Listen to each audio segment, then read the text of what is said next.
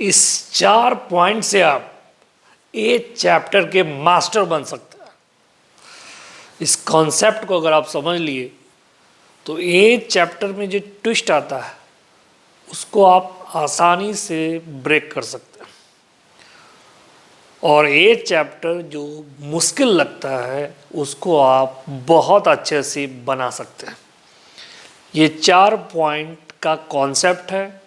एक चैप्टर में फिर कभी कोई दिक्कत आपको नहीं होगी, इसकी पूरी गारंटी इस कॉन्सेप्ट से आपको मिलेगी।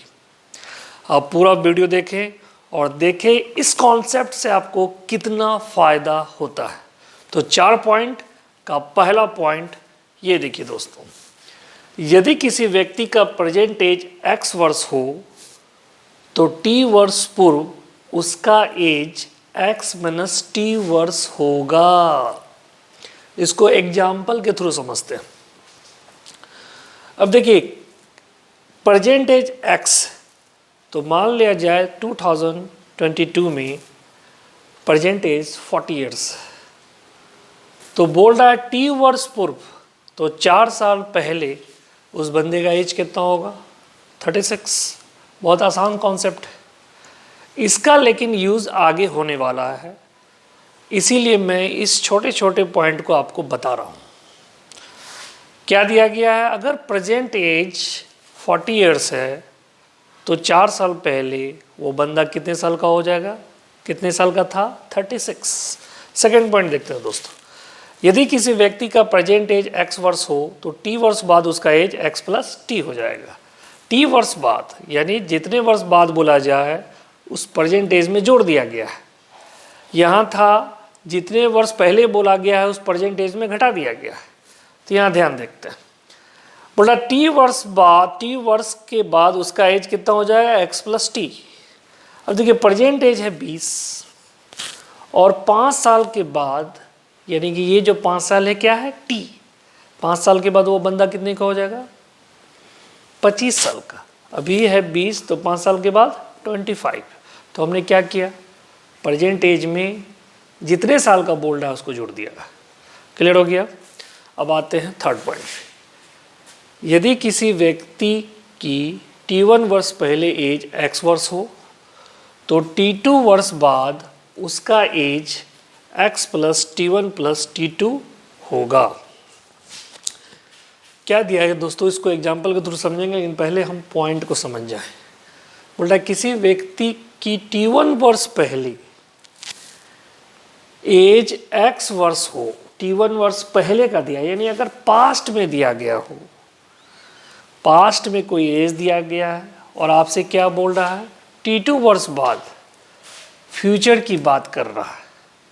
तो पहले हम लोग देखते हैं एग्जाम्पल।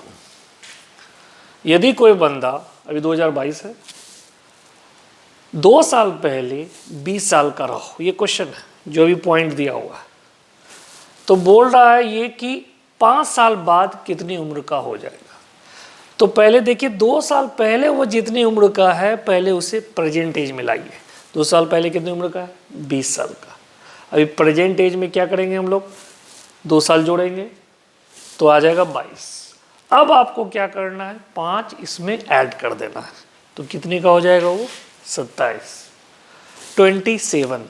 तो कहने का मतलब ये है मेरे फ्रेंड कि जब भी पास्ट में दिया हो तो पहले उसे प्रेजेंट में लाओ, फिर फ्यूचर में जाओ।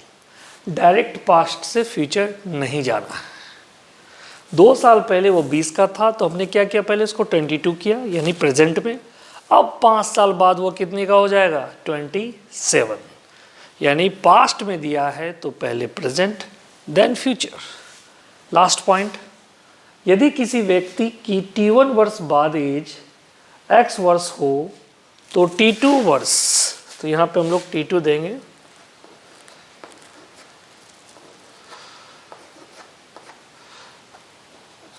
t2 वर्ष पहले उसका एज x माइनस t1,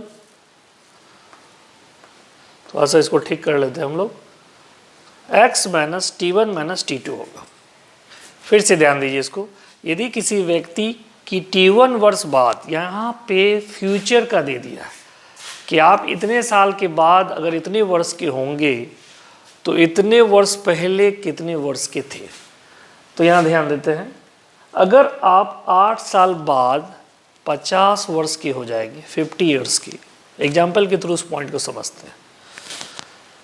तो यहाँ पे दिया है 2 साल पहले आप कितने वर्ष के होंगे, तो 8 साल बाद आप 50 के होंगे, अभी कितने के, तो अभी आप 8 साल माइनस करेंगे, अभी कितने हो जाएंगे 42, और 2 साल पहले आप कितने के थे 40। तो यहाँ भी कॉन्सेप्ट वही है, अगर फ्यूचर का पहले दिया है, फ्यूचर से प्रेजेंट आएंगे तब पास्ट, ऐसा नहीं है कि आप डायरेक्ट फ्यूचर से पास्ट आएंगे। जस्ट लाइक थर्ड पॉइंट में भी वही था, पास्ट दिया था, फ्यूचर का पूछा तो पहले हम प्रेजेंट पे आए। ये 4 पॉइंट अगर क्लियर है तो ये चैप्टर बिल्कुल क्लियर आपका रहेगा, कहीं पे आप नहीं फंसोगे। एक क्वेश्चन मैं आपको बना के दिखाता हूँ, तो देखते हैं दोस्तों ये पहला क्वेश्चन, और इसी क्वेश्चन से आपका पूरा कॉन्सेप्ट जो मैंने बताया था वो क्लियर हो जाएगा। 5 वर्ष पहले एक व्यक्ति का एज अपने पुत्र सन के एज का 5 टाइम्स, 5 गुना है। 5 वर्ष पहले 5 गुना था।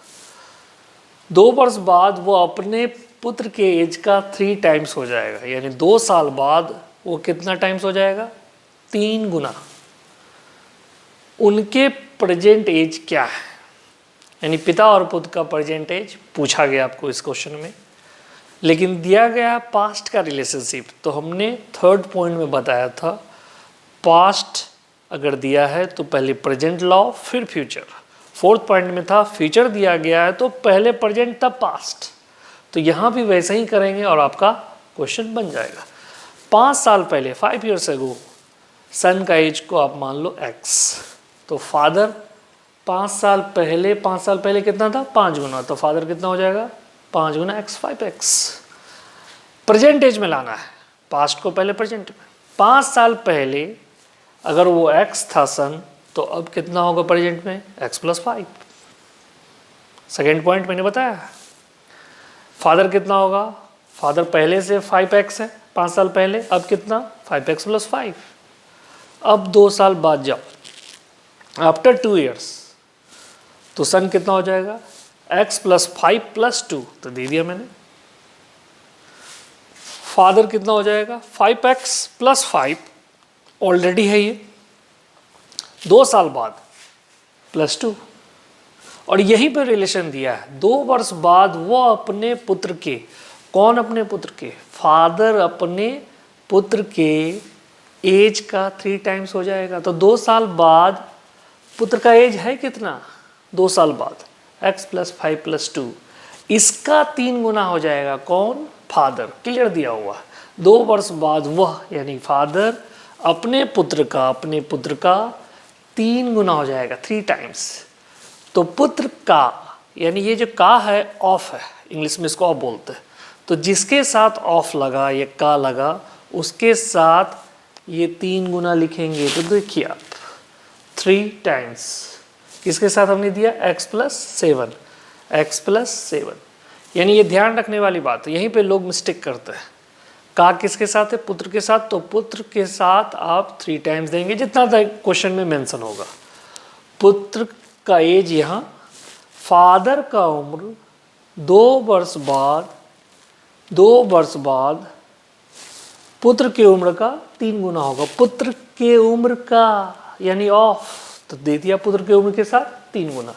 बाकी तो कैलकुलेशन है, कैलकुलेशन करने के बाद 7 यहाँ पे 12 आया। आप कैलकुलेशन कीजिए तो सन का एज आएगा 12 ईयर्स और फादर का एज आएगा 40 ईयर्स। कहीं कोई दिक्कत नहीं है, मेन कॉन्सेप्ट है, बाकी कैलकुलेशन है। तो समझ में आ गया मेरी बात कि पास्ट में है तो पहले प्रेजेंट तब फ्यूचर। इसी टाइप का क्वेश्चन अगर इसका रिवर्स होता, फ्यूचर दिया रहता तो पहले प्रेजेंट फिर पास्ट, आसानी से आपका क्वेश्चन एज का सारा बन जाएगा। आप एक बार इसको अप्लाई करके देखो। Thank you.